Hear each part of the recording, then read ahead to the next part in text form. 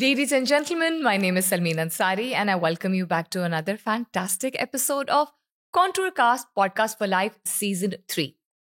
The person that I have with me today is a guest who literally is very tall. Tall not just in terms of height, but tall in terms of all the great things that he has achieved. इतनी सारी बातें उनसे उस दिन हुई, इसके बावजूद के उन्होंने कहा देखते हैं क्या क्या कहानियां सामने आती हैं. I am talking about Talha Anwar. अस्सलाम वालेकुम and welcome to the hot seat. वालेकुम सलाम. इतनी तारीफें कर दी आपने. मैं समझ रहा था शायद और भी करेंगी, लेकिन चलो. सो एग्जैक्टली इसी चीज की मैं बात कर रही थी और इसीलिए आपका इंट्रो ऐसे दिया. तलहा, आपसे बात करके बहुत कंफर्टेबल फीलिंग आती है और आपका जो शायद एक फिजिकल या आउटर इंप्रेशन शायद किसी गैर को हो कि he may be quite, he may be serious. बिल्कुल भी ऐसा नहीं है. हम बात शुरू करेंगे आपके बचपन से, और बचपन से इसलिए शुरू करेंगे क्योंकि आप बचपन ही से ऐसे शख्स रहे हैं जो आपने मुझे बताया who was not afraid to switch between different things in life. So what's that story? हाँ, उसमें बेसिकली मेरा तो रोल एक जो था वो तो एग्जीक्यूशन साइड पे ज़्यादा था, लेकिन उसमें पेरेंट्स का भी एक रोल था. तो इनिशियली स्टार्ट किया जैसे सारी फैमिलीज में होता है कि स्कूल में, एक घर के करीब ही स्कूल था, वहाँ पे अब्बू खुद गोद में उठा के छोड़ के आते थे मुझे, वो पिक करते थे. वहाँ से एक स्टडी का एक जर्नी शुरू हुआ. फिर हमारे एक रिलेटिव थे, वो उनका एक थोड़ा मजहबी रुझान था. तो उन्होंने एक समझ लें पूरी हमारी जो फैमिली थी उनको पूरा ट्रांजिशन कर दिया. और डॉक्टर इस्माइल मेमन उनका नाम था. रिसेंटली वो अल्लाह को प्यारे हो गए, और पहले तो पाकिस्तान में ही होते थे, फिर वो मदीना शिफ्ट हो गए थे. अच्छा. फिर उसके बाद उन्होंने 2 मदारिस इस्टेब्लिश किए, एक बफलो न्यूयॉर्क में और एक वहाँ चैथम टोरंटो में. अच्छा. तो अभी पर्सियस एकेडमी का इवेंट था 2022 में, तो हम वहाँ गए थे, तो उनसे भी मुलाकात हो गई मेरी. अच्छा. बहुत सालों के बाद. तो I will come back to your question. तो मैंने स्कूल स्टार्ट किया, मैं फर्स्ट 1 क्लास पढ़ी होगी, फिर हम उनके इन्फ्लुएंस में हमने फिर मदरसे की साइड पे हमारा रुझान हुआ. और अच्छा, मेरे फादर पहले से हिफ्ज़ वगैरह कर चुके थे, तो उसकी एक कंटिन्यूटी भी थी. तो फिर मैं चला गया, बिल्कुल मदरसे में चला गया, एक टफ रूटीन में, क्योंकि वहाँ सुबह हम इशराक के बाद जाते थे और रात को हमारी वापसी होती थी. तो एक उसमें एक ये मतलब एक टफनेस का फैक्टर भी था और एक मतलब फन का फैक्टर भी था कि वहाँ पे जैसे हम तो कुरान वगैरह पढ़ते थे, उसके एक रिवॉर्डिंग जो बात है उसकी मतलब एसोसिएशन है वो अलग है. फिर हमारा वहाँ पे एक नैप टाइम होता था, फिर प्ले टाइम होता था, फिर वहाँ मील्स होती थी. तो एक बड़ी अच्छी एक गैदरिंग हो जाती ना. मतलब एक जो हमारे वहाँ जो क्लासमेट्स थे, मतलब सुबह से रात तक हमारी एक मतलब कंपनी होती थी उनके साथ. तो वो मैंने कंप्लीट किया. इसके बाद जो है मैं वापस स्कूल की तरफ आना था. हिफ्स करने के बाद बास लोग होते थे वो दूसरी साइड पे चले जाते थे, मतलब कुछ मजीद उसको कंटिन्यू करते थे, आलिम वगैरह उस तरह की चीज़ों में चले जाते थे. मेरा रुझान थोड़ा स्कूल साइड पे था, एजुकेशन साइड पे. तो 7 क्लास से फिर मैंने रीस्टार्ट किया वापस.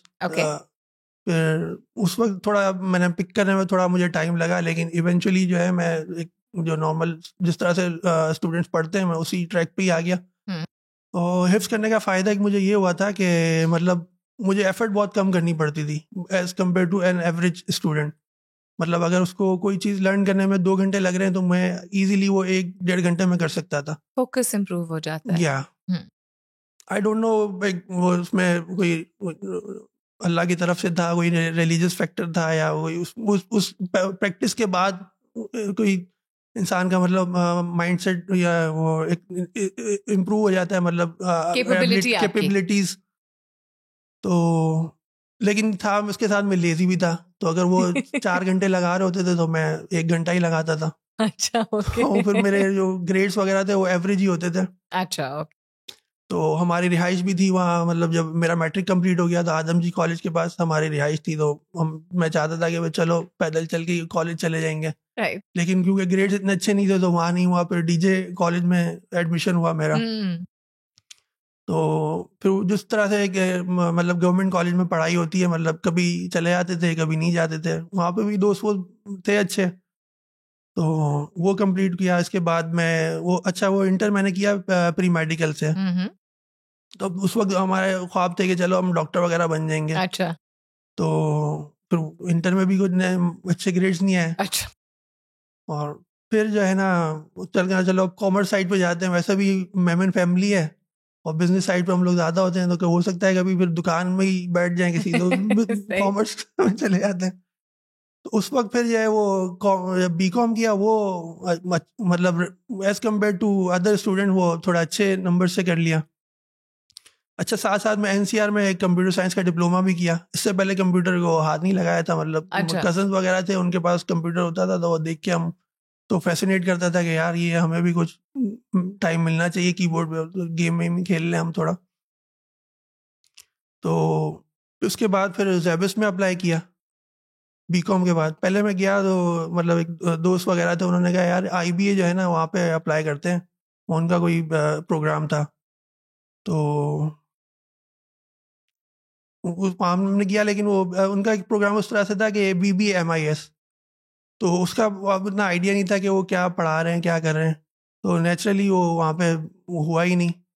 तो मतलब ये मैं इस तरह इसलिए बता रहा हूँ कि अब इंसान को लगता है कि ना हमें ग्रेड अच्छे नहीं आ रहे हैं या वो कोई सेटबैक्स आ रहे हैं, तो बाद में जो है ना फ्यूचर पे उसका जो है ना नेगेटिव इम्पैक्ट आएगा। बिल्कुल। लेकिन वो मेरे लिए तो बिल्कुल ही अपसाइड डाउन ही रहा। मतलब मैंने देखा कि बहुत सारे लोग जिनके अच्छे ग्रेड्स आ रहे थे, अच्छी परफॉर्मेंस थी at early stage of life, वो नेक्स्ट स्टेज में वो इतना अच्छा उनका कैरियर नहीं रहा। It's a very good example that you're giving, and I'll pick up on this only, Tala. Absolutely correct कि इंसान की ज़िंदगी की शुरुआत जिस तरह की होती हैं वो नहीं डिटर्मिन करती कि ख़त्म कैसा होगा या इवन जर्नी आगे जाके कैसी होगी। और मैंने इसीलिए ये बात हाईलाइट की थी कि आप अपने आप को ये अडेप्टेबल आपने रखा। ये तो आपने एक पोर्शन मेंशन किया, आपने बाद में ये भी जिक्र किया था कि from your main core field आप एकदम मार्केटिंग की फील्ड में भी चले गए थे, and then you came back to the software side again. So that adaptability and openness towards life has helped you, yes? Exactly. Okay, so now moving on to the magic that you create at Magic. ये तो आपका एक थोड़ा सा background समझ आया कि कहाँ से आपकी शुरुआत हुई, किस तरह का आपका एक beginnings थी आपकी. The reason why I'm jumping to this question is because you have been with Contour not 4, not 8, not 10, but 12 and a half years. And आप ने उस दिन बड़े लाइट तरीके से कहा कि मैं कभी किसी को अगर कहता भी हूँ कि हाँ बस मैं सोच रहा हूँ कि कहीं और अब अप्लाई करके या कहीं और चले जाऊं, तो वो नहीं मानते इस बात को। तो इस जर्नी के बारे में थोड़ा सा बताइए। तो I have been very choosy when selecting employers. तो मैं बहुत ज़्यादा जगहों पे अप्लाई भी नहीं किया मैंने अपने कैरियर में। तो कॉन्टोर में आए तो मतलब एक लेवल ही अलग था। मतलब वही एक यहाँ पे एक रेस्पेक्ट थी और एक टीम बॉन्डिंग बहुत अच्छी थी, मतलब रेडमंड टीम के साथ भी और लोकल टीम के साथ भी। और जब जो भी हमें टीम मिली तो हम जितने लोगों ने साथ में ज्वाइन किया तो हमारे एक मतलब लेवल के ही थे। मतलब उन्होंने जिस तरह से उनका हायरिंग का प्रोसेस था, तो वो चाह रहे थे कि मतलब सेम लेवल के ही मतलब सीनियरिटी के हमारे पास डेवलपर्स मिल जाए। तो जब मेरा इंटरव्यू वगैरह हुआ तो शुरू में तो मतलब तो अब हम सोच रहे थे कि चलो एक ये भी इंसान को होता है कि फाइनेंशियल ग्रोथ भी हो, मतलब लर्निंग ग्रोथ भी हो, कुछ अपॉर्चुनिटीज मिले हैं मार्केट में। तो I used to monitor them. So two of them that I respected a lot, Azhar Hasan Khan and Abid Munif, they switch to Contour. अच्छा। तो जब ये गए तो मुझे लगा कि यार ये जब ये लोग गए तो कोई अच्छी कंपनी होगी, मतलब ऐसी हल्की कंपनी नहीं होगी। हल्की नहीं होगी। तो मैंने कहा भाई अब आप लोग गए हो तो आप करवाओ मेरा भी। तो आबिद को मैंने वो अपना रेज्यूमे दिया, उन्होंने वो रेफरल के अंदर डाल दिया अपना। तो फिर मैं इंटरव्यू मेरा स्केड्यूल हुआ, मैं यहाँ आया तो मैंने देखा तो 2 कमरे की छोटी सी कंपनी थी। मैंने कहा यार ये तो समझ नहीं आ रहा ये लोग कैसे आ गए यहाँ पे। और फिर टेस्ट दिया तो मतलब उसका कोई रिस्पॉन्स भी नहीं आया। फिर मैं 2-3 हफ्ते गुजर गए। फिर मैंने बिलाल को ईमेल की, मैंने कहा भाई मैं टेस्ट दे के गया था और आपका रिस्पॉन्स नहीं आया, तो मतलब मैं ना ही समझूं। मैंने कहा नहीं हमारा स्केड्यूल थोड़ा बहुत टाइट हो गया था, तो अब मैं ना आपका करवाता हूँ। ठीक। फिर उन्होंने जो है ना वो एक मुझे कॉल किया। तो अच्छा, बिलाल का जो है ना जो शुरू में जिन लोगों ने ज्वाइन किया तो उनको आइडिया है तो बिलाल की बड़ी एक स्टैंडर्ड सी स्पीच होती थी जिसमें वो बताते थे कि वर्टिकल ERP क्या होता है और हॉरिजॉन्टल ERP क्या होता है। Okay. और बड़ी हाँ, उस पर लोग थोड़ा मजाक भी करते थे कि यार अच्छा वाली वो सुन ली पिच। हाँ सुन ली। सही। तो फिर वो है ना बिलाल के साथ एक सेशन हुआ। अच्छा, मैं तैयारी करके आया था इंटरव्यू की कि भाई कुछ क्वेश्चंस करेंगे मुझसे या ये वो। तो उन्होंने तो ERP की जो है ना मुझे सारी टर्म्स बता दी। फिर और फिर उन्होंने कहा कि अब आप बताएं कि हमारे पास ये 2 डिविजन्स हैं, तो इसमें आप कौन सा प्रेफर करेंगे। तो मैंने कहा अब मेरी तो कोई प्रेफरेंस नहीं है, जाहिर है मुझे तो क्या पता क्या टेक्नोलॉजी चल रही है, Right. क्या किस तरह की टीम है। तो मैं तो ये 2 लोग आए इनको देख के आ गया हूँ। तो उन्होंने कहा चलें फिर आपका मैं कोशिश करता हूँ दोनों डिविजन्स के साथ मैं आपकी करवा देता हूँ। तो मैजिक के साथ मेरा हुआ सबसे पहले इंटरव्यू। तो उनका तो सारा पैनल ही बैठा हुआ था वहाँ पे, VPs और सीनियर सॉफ्टवेयर इंजीनियर और सारे 5-6 लोग बैठे हुए थे। उनसे मतलब जो डिस्कशन हुआ वो भी बड़ा कैंडिडेट किस्म का हुआ। और तो मुझे लगा कि यार ये टीम जो है ना ये मुझे अपील कर रही है। तो बिलाल भाई ने फिर मुझसे पूछा कि भाई ये कैसा हुआ आपका। तो मैंने कहा वो तो सेशन तो मुझे बड़ा अच्छा लगा उसके इन लोगों के साथ इंटरेक्ट करके। तो उन्होंने कहा मैजिक का ये थोड़ा वो लेगेसी प्रोडक्ट्स पे काम करते हैं तो Right. लोगों को थोड़ा सा प्रॉब्लम होती है। तो मैंने कहा फिलहाल मुझे तो कोई ये प्रॉब्लम नहीं है। अच्छा क्यों 360 ट्रेनिंग में मैं था तो मैं थोड़ा मुझे ये था कि जल्दी जल्दी ग्रोथ हो ना। तो पहले तो मैं जब पहली जॉब की थी तो मैं 11 मंथ्स के लिए की। फिर मैं इससे नेक्स्ट कंपनी में गया तो वो 4 to 5 मंथ्स में वहाँ टिका। फिर इसके बाद मैं वर्टिसिटी में गया तो वहाँ पे एक न्यूयॉर्क बेस्ड कंपनी थी। तो इससे पहले हमने किसी ऑनशोर कंपनी के साथ काम किया नहीं था। तो उनके साथ जब इंटरेक्शन वगैरह हुई तो उनसे एक अच्छी रिलेशनशिप बन गई। और इस हद तक थी कि मतलब वो तो गेमिंग मशीन तक भेजने के लिए तैयार थे गिफ्ट करने के लिए मुझे। तो फिर वहाँ मैं 1.5 ईयर स्टे किया मैंने। फिर 360 ट्रेनिंग के अंदर अपॉर्चुनिटी आई तो मैं वहाँ गया। तो 3 इयर्स हुए तो अच्छा मैं उस दौरान में MBA भी मैंने स्टार्ट कर दिया था, MBA मार्केटिंग। तो 3 इयर्स में मेरा वो MBA कंप्लीट हो गया और वहाँ भी मैं था तो CEO वगैरह से और बड़ी अच्छी रिलेशनशिप थी।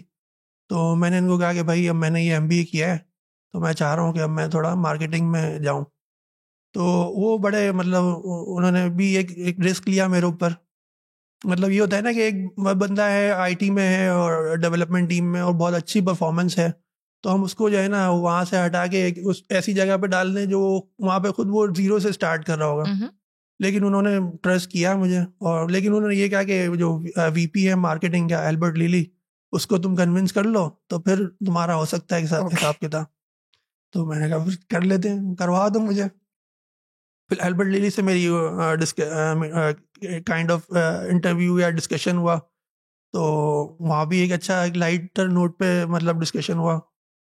तो उसने मुझे ऑफ़र कर दी कि भाई हमारे पास हम सोच रहे थे कि हमें कुछ प्रोडक्ट्स लॉन्च करनी है तो उसके लिए एक रोल है प्रोडक्ट मार्केटिंग मैनेजर का। अच्छा। तो वो उन्होंने मुझे ऑफ़र किया तो मैं खुशी खुशी चला गया उसमें। Right.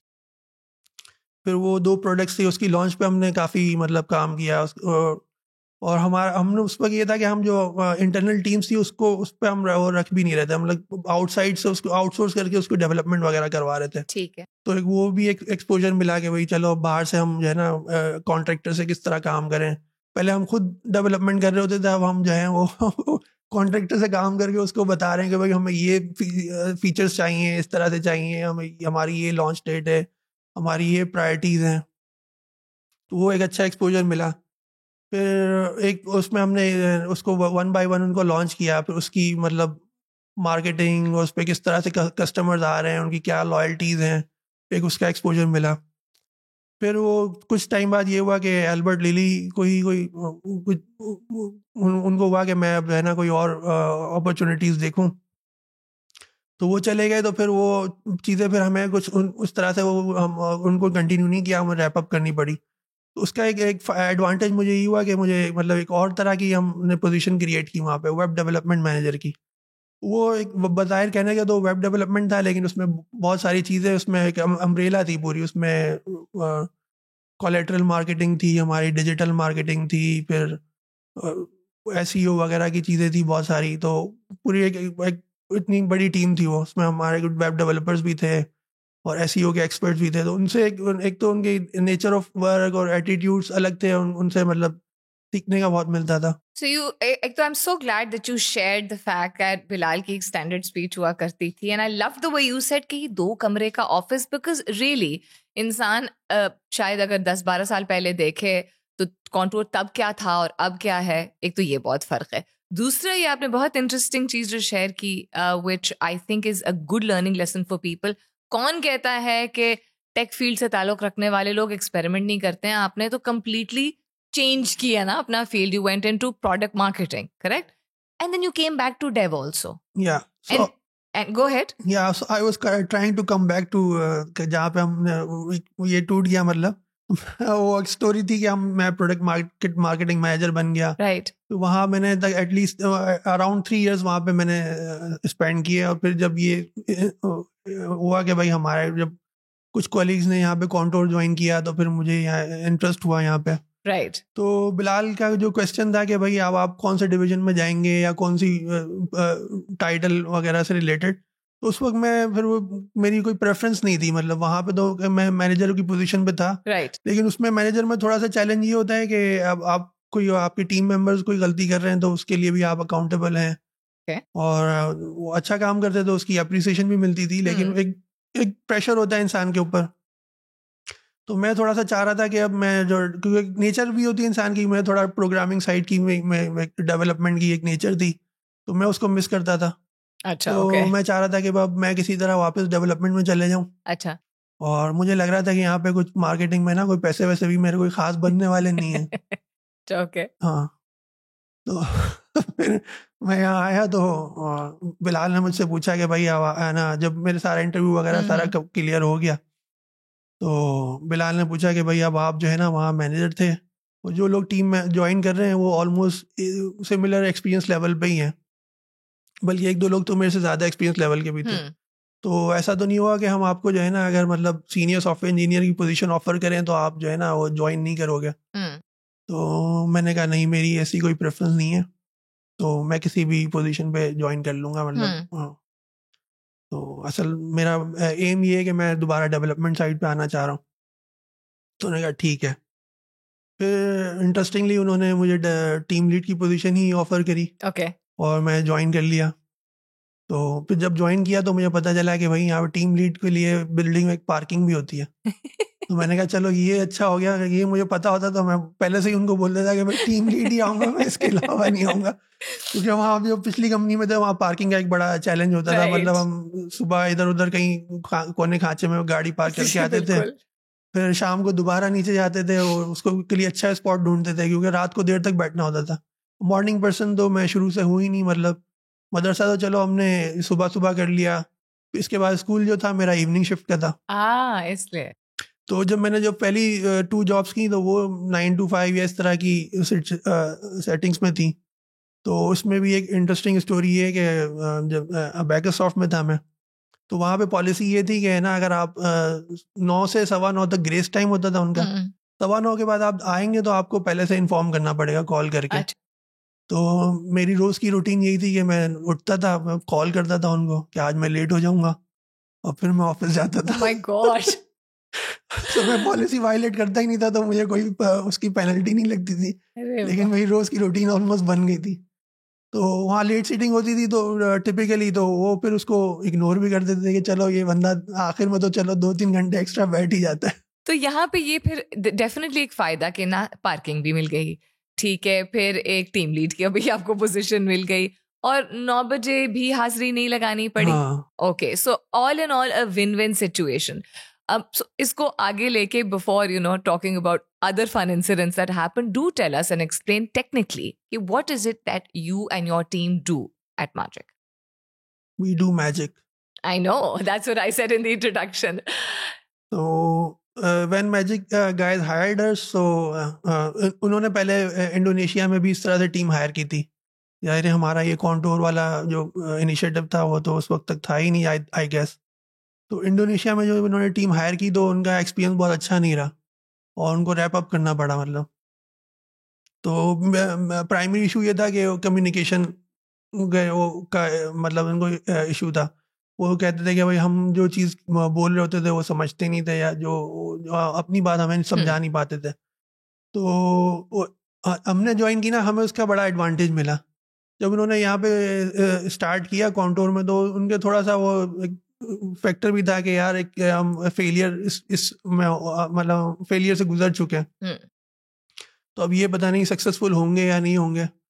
तो जब हमने इनके साथ काम करना शुरू किया, तो आई थिंक हम कोई बहुत एक्स्ट्रा ऑर्डिनरी काम शायद नहीं कर रहे होंगे, तो लेकिन उनकी जो एक्सपेक्टेशंस क्योंकि लो थी, तो उनके लिए बड़ा हमने सारी एक्सपेक्टेशंस दी, सबको एक्सीड कर दिया। ओके तो फिर वैसे ही उन बाय नेचर वो मतलब उनका एक रेस्पेक्ट का एलिमेंट ज़्यादा था। आई डोंट नो कि वो सिएटल या रेडमंड के एरियाज में है, तो एक मतलब ऐसा वैल्यूड फील करते थे हम। मतलब जब उनसे बात होती थी या जो हमारी कम्युनिकेशन जो भी होती थी, उसने बड़ा एक इम्पॉर्टेंट रोल भी प्ले किया।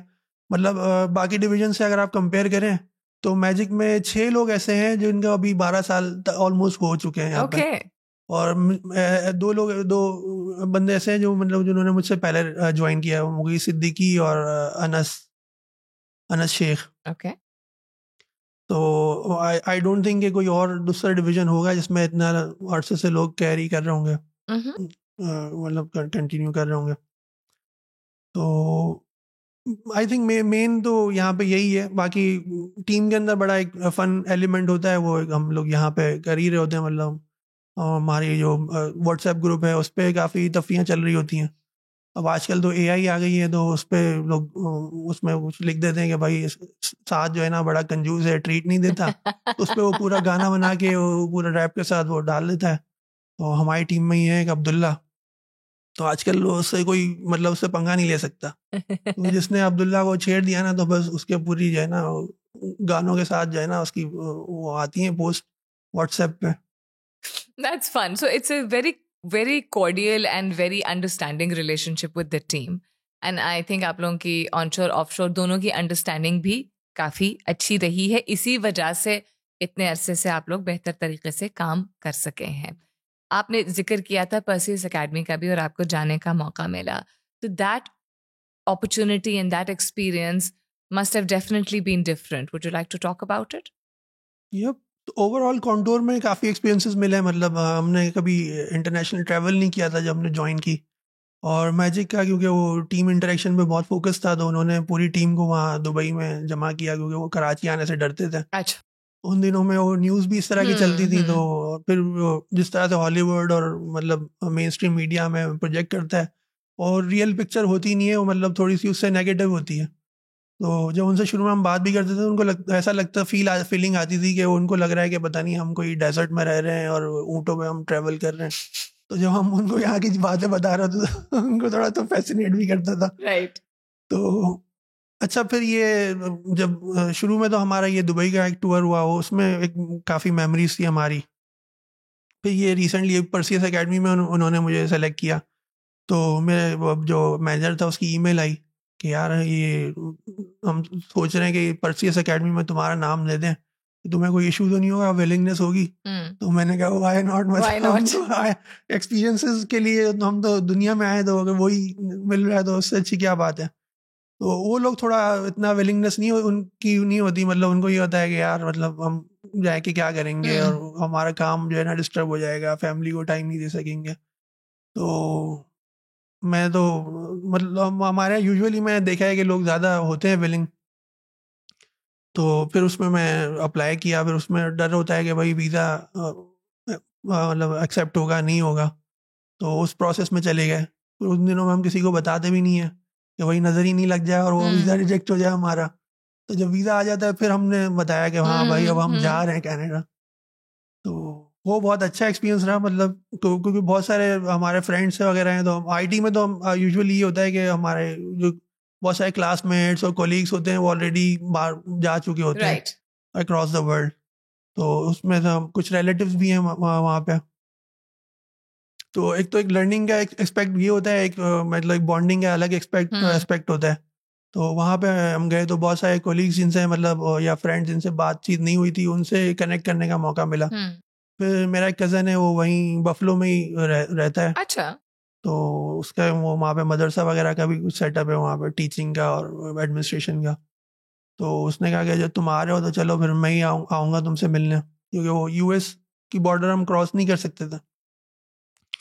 फिर वो आया, दो दफ़ा मिलने आया। एक दफ़ा मुझे चैठम भी लेके गया। वहाँ पे जो हमारे जो डॉक्टर इस्माइल हैं, हमारे एक लेजेंड है हमारी फैमिली में, जिनकी वजह से हम हाफिज़ वगैरह बने। राइट।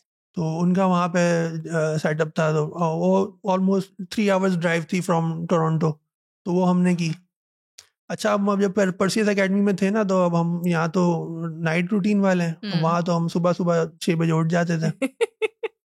फ़ायदा ये, एक तो टाइम जोन का डिफरेंस था, तो उसका एक बेनिफिट ये हुआ कि जो रूटीन हम यहाँ फॉलो कर रहे थे एग्जैक्टली वही, तो जो एक बायोलॉजिकल क्लॉक का जो इशू होता है लोगों को, वो हुआ ही नहीं। तो वो हम वहाँ इजीली 6 बजे उठ जाते थे। सही। लेकिन अब ये कि 7 बजे फिर डिनर की भूख भी लगती थी और 9 बजे सोना भी होता था। तो सैटरडे का दिन था, वो मेरे कज़न से प्लान हुआ कि भाई मैं सुबह आ जाऊँगा और फिर हम वहाँ चलेंगे, वहाँ चैठम, और दोपहर में निकल जाएंगे और शाम में हम आ जाएंगे। फिर वो कज़न ने कहा, से मैं वेट करता रहा वो होटल में बैठ के। वो आया, मतलब उसने कहा यार मैं तो थोड़ी ग्रॉसरी करनी थी तो मैं चला गया था, तो मैं अभी आता हूँ थोड़ी देर में। आते आते करके वो 6-7 बज गए। ओके। फिर अब भूख लग गई थी। हम निकले तो हम वहाँ पे टिम हॉर्टन्स में बैठे थोड़ी देर, वहाँ कुछ खाया पिया। फिर निकले तो मतलब 9 साढ़े 9 बजे रात को हम वहाँ पहुँचे, जब हमारा मतलब बिल्कुल एग्जॉस्ट होने का टाइम था ना। तो वहाँ मीटिंग हुई, उसकी एक एक्साइटमेंट थी, मतलब जो हमारे रिलेटिव्स थे। फिर डिनर वगैरह वहीं किया, फिर वापसी करी तो 12 बजे वहाँ से वापसी करी। फिर 2.5-3 घंटे की हमने ड्राइव की, फिर होटल पहुँचे, तो फिर हम वहीं ढेर हो गए। मतलब तो काफी लंबा दिन हो गया ना। हाँ। तो अब बातचीत हो रही थी, मतलब जाहिर है अब इतना लंबा रास्ता है, तो अब कज़न तो है वो बिल्कुल फ्रेश था। वो अपनी मतलब कुछ चीज़ें बता रहा था, स्टोरीज कनाडा से रिलेटेड या कोई रिलेटिव से, और मैं जो है ना बार बार मुझे आग लग रही थी और खुल रही थी, तो मुझे पता ही नहीं चला कि उसमें क्या बातें हुई हमारी उसमें, उस पूरी ट्रैवलिंग में। तो फिर ये है कि हम फिर आराम से नींद हमने उस दिन करी, क्योंकि अगले दिन संडे था। फिर आराम से हम सुबह उठे, फिर नाश्ता वाश्ता किया और कुछ शॉपिंग के लिए गए। So personal and professional दोनों experience आपका going to Canada was very fulfilling. Exactly. Overall, that's fantastic. Now I would like to ask you one thing. मुझे एकदम याद आया कि आपने, अब आप चाहें तो उन अल्फाज में कह सकते हैं या मुख्तलिफ तरीके से कह सकते हैं कि आप वैसे तो you said पढ़ाई में उतना इंटरेस्ट नहीं था, लेकिन it seems like you had a very you were a child जिसने ज़्यादा तंग नहीं किया होगा, लेकिन आपको एक चीज़ का शौक था जो कि हर दूसरे यंग लड़के को होता है, जो कि आप अम्मी को कह के नान लेने जा रहा हूँ और कुछ करने चले जाते थे और फिर घंटों वापस नहीं आते थे।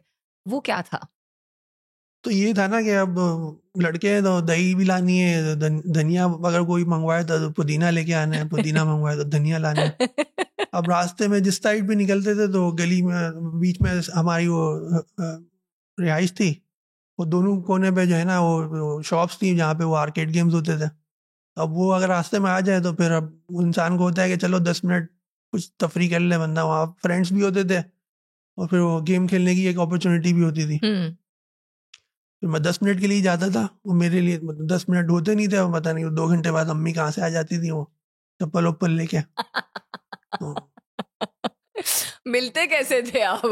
उनको पता कैसे होता था कि आप कहाँ उसमें ये इंटेंसिटी बढ़ जाती थी ना पनिशमेंट की, कि अगर उन्होंने कभी वो एक दुकान पे गई वहां पे और मैं नहीं मिला, फिर वो दूसरी पे गई, तो फिर वो इंटेंसिटी बढ़ जाती थी उसकी। तो वो तो बहुत बचपन में हमारे साथ हुआ, क्योंकि वो इसके अलावा बहुत इस तरह की मतलब अपॉर्चुनिटीज थी नहीं, मतलब वीडियो गेम्स के पॉइंट ऑफ व्यू से। वैसे तो हर तरह के स्पोर्ट्स होते थे, हम भागा दौड़ी और छुपन छुपाई और मारम पीटी। तो लेकिन हाँ, इन टर्म्स ऑफ जिसको अब हम टेक बेस्ड गेम्स कहते हैं, वो ऐसा नहीं, तो आर्केड में ही होता था कि जाके खेलते थे। घर पे हम खेल नहीं सकते थे क्योंकि वो अटारी में वो खाली डब्बे ही बने में आते थे और उसकी जो बुलेट निकलती थी वो इंसान से बड़ी होती थी उसकी साइज।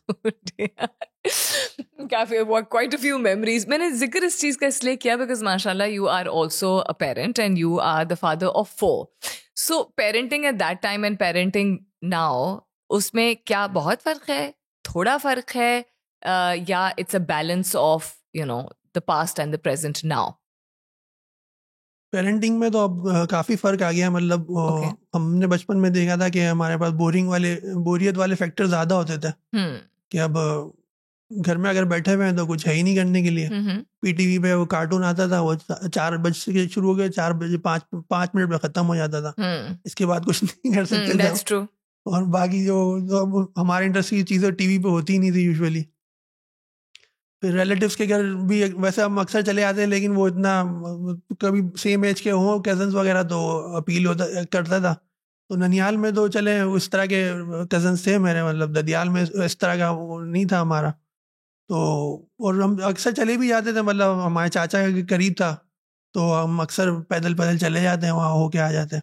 लेकिन फिर भी एक होता था कि यार कुछ तफरी होनी चाहिए. But now it is different. How? अब तो मोबाइल होता है, वही आधा टाइम तो वही पाल लेता है बच्चों को. तो उनको शौक भी होता है, मतलब उनको यूज भी करना आ जाता है. तो मतलब छोटा बेटा 1 साल का, वो भी इसको मोबाइल लेगा ना तो पहले वो कान पे लगाएगा, बा करेगा. अच्छा, और फिर वो कोशिश करेगा कि कुछ मैं इसको आगे पीछे स्क्रीन में कुछ चेंजेस करूं. और कभी मैं घर पे काम कर रहा होता हूँ तो स्क्रीन पे भी हो जाए ना, हालांकि वो उसमें नहीं है, वो टच स्क्रीन नहीं होती लैपटॉप वगैरह की, लेकिन उस पर भी वो कोशिश करेगा कुछ प्रेस करके मैं स्क्रीन को कुछ कर लूँ उसके साथ. तो इन टर्म्स ऑफ बोरियत एंड एक्टिविटी तो बिल्कुल आपने एक वैसी बात की जो कि ऑब्वियसली हमारे सामने भी है. But if I talk about in terms of, and I'd like to make the connection to what do you see the next generation doing that is better than the previous generation? So अगर parenting style फर्क हुआ है, because पहले parents का अगर bore होता था बच्चा तो बोर हो रहा होता था. अब आई थिंक हम बहुत ईजी सोल्यूशंस भी खुद भी दे देते हैं, गैजेट दे देते हैं, खिलौना दे देते हैं, दे भी देते हैं. और फिर एक्सपेक्ट ये भी, आई थिंक हमारी एक्सपेक्टेशन ये भी है कि इन बच्चों में पेशेंस हो और ये बच्चे आगे बढ़ के कुछ कर सकें बेहतरीन तरीके से. Do you think that we are making it too easy for the next generation? Yes. Okay. हम इसमें हमारी कॉन्शियस एफर्ट नहीं है, मतलब एनवायरनमेंट ही ऐसा बन गया है तो उनको फैसिलिटीज मिल जाती हैं. मतलब हम जब ग्रो कर रहे थे तो लोगों के पास इतनी रिसोर्सेज नहीं होती थी पेरेंट्स के पास. और मतलब अब आजकल देखें मिडिल क्लास में हर फैमिली के पास कोई कार्स होती हैं यूजुअली. और जब हम ग्रो कर रहे थे तो मतलब कोई वीसीआर भी नहीं होते थे. बिल्डिंग में एक फैमिली के घर में वीसीआर होता था तो उसी के घर जाके हम फिल्म देखते थे. Very true. तो अब रिसोर्सेज इतनी बढ़ गई हैं, मतलब हम उसको कंट्रोल नहीं कर सकते. मतलब अब बच्चे बोलते हैं भाई यहाँ हमें घुमाने ले जाओ, मतलब शॉपिंग मॉल ले जाओ, या कोई रिसोर्सेज होती हैं तो हम इजीली उसको मतलब मैनेज कर लेते हैं उस चीज को. पहले ये होता था कि भाई अब आप कहीं आपको क्लिफ्टन भी जाना है तो अब आपको टैक्सी के लिए खड़ा होना पड़ेगा या बस के लिए खड़ा होना पड़ेगा. तो उसमें एक एफर्ट भी होती थी कि हम अब कभी पेरेंट्स के साथ जाते थे, अगर वो बस में हम जाते तो बस स्टॉप तक इतना लंबी चल के जाओ, फिर उसमें एक तो चलो तफरी का एलिमेंट होता है, और जो उसमें वहाँ ओकेजन का होता है उसमें एक थकन होती है. लेकिन जब ये वाले फैक्टर होते थे तो वो तो बिल्कुल एग्जेजरेट हो जाता था ना, मतलब यार ये क्या है यार, तफरी करने गए थे या ख्वार होने गए थे. So natural form of evolution, I think जिस तरह का आपने जवाब दिया मुझे ये लग रहा है कि it is a natural form of evolution. कि पहले चूंकि नहीं था तो नहीं उतना होता था, अब चूंकि बन चुका है तो हम consciously, not in terms of spoiling और making it easy for them कर रहे हैं, बट हाँ, if we can provide them an accessibility then why not. Okay, that's fantastic. अच्छा मुझे बताइए, आपने उस दिन बहुत दिल खोल के तारीफ की थी इस बात की कि बिकॉज आपने शुरू का वो वक्त भी देखा है जब बिलाल बहुत ज़्यादा खुद भी जिसको लोग कहते हैं अवेलेबल तो अभी भी है, but the team has grown, the company has grown, बहुत ज़्यादा इन चीज़ों को इनिशिएट करते थे and you appreciated that a lot. What else is there about Contour that genuinely you feel really proud to be a part of this organization? हाँ, I think उनकी leadership ही की वजह ही है, मतलब जिसकी जो हम यहाँ बैठे हुए ये बातचीत कर रहे हैं, मतलब हमने नहीं सोचा था कि इतनी जल्दी इतना ग्रो करेगी ये कंपनी. और एज आई मेंशन के जो इनिशियल इम्प्रेशन था वो इतना अच्छा भी नहीं था. मतलब जब हमने ज्वाइन की तो हमें तो सीटें भी नहीं मिली थी, हम कॉन्फ्रेंस रूम में बैठ के काम करते थे. तो उसमें बिलाल की लीडरशिप का वाकई मैं उनको क्रेडिट देता हूँ। और हमारी तो खैर एक फ्रेंकनेस भी है सबसे, जो इनिशियल लोग हैं मतलब बिलाल, वसीम, जवेरिया वगैरह और अकील वगैरह, तो हम लोग एज अ कुलीग ही मतलब बात करते थे। बिल्कुल। तो अकील ने तो मुझे मतलब मलेशिया जाने से भी रोक लिया। तो हुआ क्यों? ये सीन बीच में कि वो मलेशिया में कोई अपॉर्चुनिटी थी तो अकील जो है ना वहाँ चले गए थे, और वो कुछ टाइम उन्होंने काम किया, फिर वो उनको मज़ा नहीं आया, वो वापस आ गए। तो उसकी दौरान एक अपॉर्चुनिटी आई कि मेरे पास भी, कि भाई मलेशिया में, और पे स्केल वगैरह बज़ाहिर अच्छे लग रहे थे सुनने में। हाँ, तो एक दफ़ा बस आते जाते में हम लोग मिल जाते थे कोई, क्योंकि कॉन्टूर में थोड़ा सा वो जो दिलकुशा फोरम में हमारा ऑफिस था, तो बाहर उनका बड़ा अच्छा एरिया था, मतलब ओपन एयर, तो इंसान को होता था चलो बहुत देर बैठ गए तो थोड़ा बाहर की फ्रेश एयर ले लें। तो उन दिनों अकील मुझे मिल गए वहाँ पे खड़े हुए, तो उनसे बातचीत हुई। मैंने कहा भाई ये अपॉर्चुनिटी है और मैं चाह रहा हूँ उसको परसू करूँ। तो उन्होंने जो ज़ाहिर है जिस तरह मेमन को समझाना चाहिए उसी तरह समझाया। उन्होंने कहा भाई तुम चले जाओ, लेकिन बचत कोई नहीं होगी वहाँ पर तुम्हारी। अब आपने खुद ही अपने मुंह से बोला और कंफर्टेबली इतने बोला आपने, व्हिच मेक्स अस रियलाइज कि लीडरशिप जो है वाकई में, आपने कहा ना अकील ने मेमन को मेमन की तरह ही समझाया, कि एक अंडरस्टैंडिंग, एक बॉन्डिंग बहुत अच्छी हुई है। You were also talking about, you wanted to mention something else about the leadership. Bilal का मैं ये मतलब मेंशन करना चाहूँगा कि मतलब मेरी ज़िंदगी में उनकी मतलब बड़ा इम्पैक्ट है मेरी लाइफ पे। ओके। और उनका रीज़न ये है कि मतलब उनका थोड़ा सा स्पोर्ट्स साइड पे और फिटनेस साइड पे बड़ा फोकस होता है ना। तो मैं रिसेंट डेज में जब मैं कॉन्टोर ज्वाइन की तो मैं बहुत ज़्यादा स्पोर्ट्स में और मतलब फिटनेस साइड में मैं कोई एक्टिव नहीं था, मतलब फोकस नहीं था मेरा। तो मैंने यहाँ ज्वाइन किया तो इनका एक रेगुलर स्पोर्ट्स क्रिकेट का इवेंट था, तो उसमें मैंने पार्टिसिपेट किया। तो एक इस रूटीन में आया थोड़ा। फिर उसको मैं कंटिन्यू नहीं कर सका क्योंकि वो बहुत सीरियस हो गया इवेंचुअली, जो स्पोर्ट्स का क्रिकेट का जो इनका सेटअप था या टूर्नामेंट्स का। तो फिर इन्होंने टेबल टेनिस वगैरह यहाँ पे लगाया Right. दिलकुशा फोरम में। तो वो मैंने मतलब हम उन्होंने प्ले करना शुरू किया, तो हम उसमें हमारी पूरी टीम ही जा रही होती थी, मैजिक के जितने डेवलपर्स थे। तो हमारे एक नईम भाई हैं, वो मैन ऑफ द मैच मशहूर हैं, क्योंकि जब वो मीटिंग होती थी तो बिला वजह के सवालात बहुत ज़्यादा करते हैं, तो मीटिंग बहुत ड्रैग हो जाती थी। मतलब अगर एक घंटे की मीटिंग है तो वो आराम से 2 घंटे तक पहुंच जाती थी। ठीक है। तो उनकी वजह से फिर हम, जब हमारे कान पक जाते थे तो होता था कि यार अब जब मीटिंग हो गई है इसके बाद हम कुछ रिलैक्स करें। राइट। तो वो टेबल टेनिस का उन दिनों में बड़ा अच्छा होता था कि हम अच्छा। चारों लोग जाते थे वहाँ पे और टेबल टेनिस खेल के थोड़ा रिलैक्स हो जाते थे।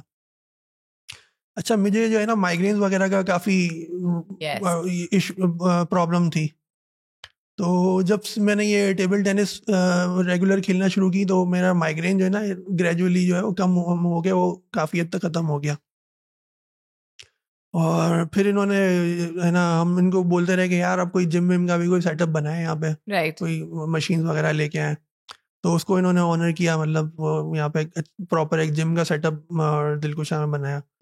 तो वहाँ पे फिर मैंने रेगुलर जिम वगैरह की भी रूटीन रखी। तो मतलब हेल्थ के पॉइंट ऑफ व्यू से मुझे मतलब काफ़ी इसमें मेरी लाइफ में इम्पैक्ट आया। और फिर कोविड के बाद तो पता है आपको पूरी दुनिया ही बिल्कुल। चेंज हो गई। तो वो रूटीन जो ख़राब हुई ना, फिर वो सही हो नहीं सकी इसके बाद ना। फिर वो और चीज़ों में मैं लग गया, मतलब स्टॉक्स वगैरह की साइड में थोड़ा इंटरेस्ट हो गया मुझे। और बीच में ये आया था अमेजोन वगैरह पे ई कॉमर्स से रिलेटेड एक फेड चला था, लोग ट्रेनिंग लेते थे और कोशिश करते थे। तो इवेंचुअली होता ही था कि लगता था कि यार उसमें पैसे ही ज़ाया होने और टाइम ज़ाया होना है, तो फिर थोड़ा इंसान जाता है फिर बैकआउट कर लेता था। तो अभी कोशिश कर रहा हूँ स्टॉक मार्केट की भी कुछ चीज़ें सीख लूँ, ताकि जो टैक्स ये लोग काट रहे हैं वसीम भाई जो बिल्कुल गर्दन पे, तो उसका थोड़ा सा कुछ रिकवरी हो जाए। सही। सो जो आपका पॉइंट था उसी पे मैं आपकी इजाजत के साथ रैप अप करना चाहूंगी कि बिकॉज आप इस चीज को देखते हैं कि लीडरशिप की वजह से, not just because we sitting है, बट किसी भी इदारे में या कम्युनिटी में लीडरशिप अगर खुद इंगेज होती है तो बड़ा इनकरेजिंग होता है। And yes, it's true that Bilal's, interest towards sports and then facilitating his employees.